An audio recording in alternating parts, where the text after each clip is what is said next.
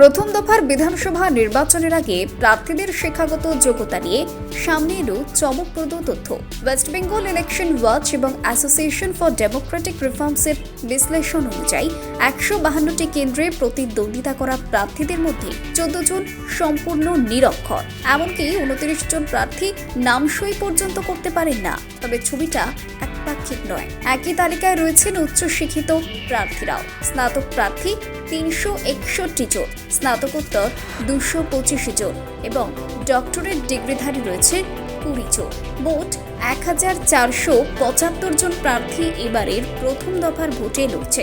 তাদের মধ্যে পুরুষ ১,৩০৮ এবং মহিলা ১৬৭ জন। এই তথ্য সামনে আসতেই প্রশ্ন উঠছে, জনপ্রতিনিধিদের কি ন্যূনতম শিক্ষাগত যোগ্যতা থাকা উচিত? অনেকেই চাইছেন ভোট কেন্দ্রে প্রার্থীদের শিক্ষাগত তথ্য প্রকাশ করা বাধ্যতামূলক করা হোক, যাতে ভোটাররা সচেতন সিদ্ধান্ত নিতে পারে।